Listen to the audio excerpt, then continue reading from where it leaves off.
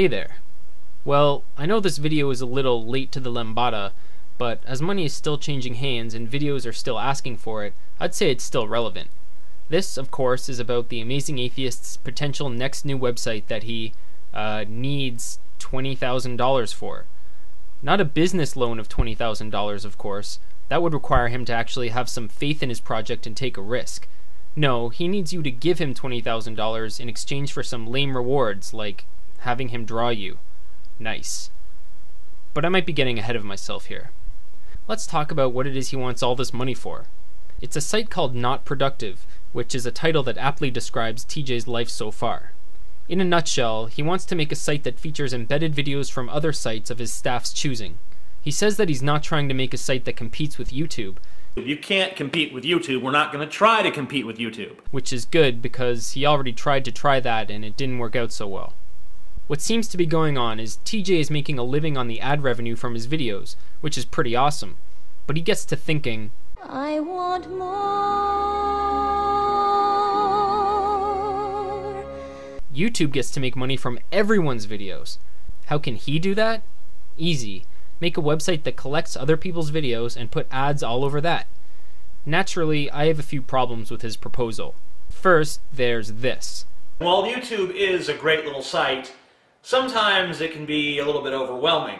What this is it's a site where we find content makers. We find some of the people out there that get buried under all the YouTube crap. What our site is about is bringing you new talent. Bringing you people who make videos that are of substantial quality that you've not heard of, that you're not subscribed to, because they're not Sexy Phil or Ray William Johnson. They're not these huge names on YouTube that are pushed in your face every time you log into your account. You're not going to be able to find good quality content easily on YouTube.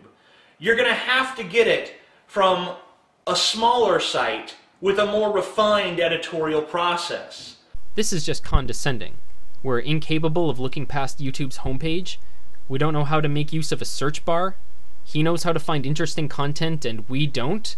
And further, his opinion on what constitutes quality content is so important that he should not only have a whole website to feature it, but we should pay for it? Please. Of course, he says that they'll be taking suggestions from users, but given his record, we'd be wise to take that with a grain of salt. The second problem with this prospect is that YouTube already has this functionality built in. You see, if I like TJ's point of view, and I figure I'd like what he likes, I can take a look over here where he has his favorite channels featured. Or I can take a look over here and see what videos he's favorited. I can also look at the feed for all of my subscriptions and see what they've liked. This is what YouTube is set up for. You find people you like, and they expose you to people they like. TJ's service will be superfluous and unneeded. I mean, this is the kind of thing people do on Tumblr or Facebook anyway. The only difference is that those methods of sharing don't necessitate ever-multiplying pages that have Google ads whose revenue goes to this guy. And of course, that brings us full circle back to the money. The $20,000 price tag that he pulled out of his banana-flavored ass. If we were venture capitalists, we would never give him a dime. First of all, because TJ has a track record of nothing but failure. He collected thousands of dollars from donors for free speech vids. The site ultimately failed, but that's not the important thing. Where the fuck did the money go? He registered the domain name for a year. He didn't even host the videos on his own server. Was all that money to compensate him for his time? Were the donors paying him a salary before he even produced anything?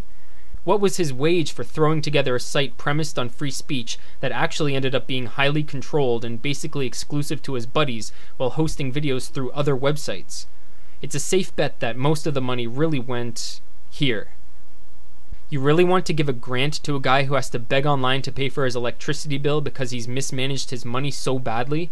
I'm in kind of an embarrassing position because currently all of my money is invested in fixing up a couple of classic cars, and I'm not going to get my YouTube check for another 2 or 3 days.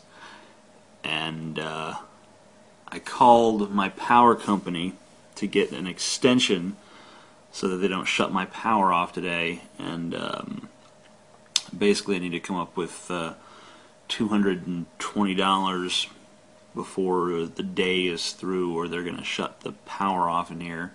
If he was a real businessman, he would be asking people to invest, not donate. You don't invest in a prospective business just because you think you'll enjoy its services. You don't invest in a cafe because you look forward to buying their coffee in the future. If you believe that a business has a good chance of success, you buy stock so that you hopefully get a return. This whole attitude of, I have an idea, buy it for me please, is indicative of his spoiled, privileged upbringing. If he and his partners think they have a good business plan and they want to keep all the profits, they should put their own resources into it and be eternally grateful to anyone who decides to use their service. They're embedding videos they like. They're not curing cancer. Let them do it on their own dime. Shit, maybe the site will be a stunning success, but you shouldn't be the ones paying for it. So when you're over at Indiegogo ready to share some money, are you going to send it here or here? Thanks for watching.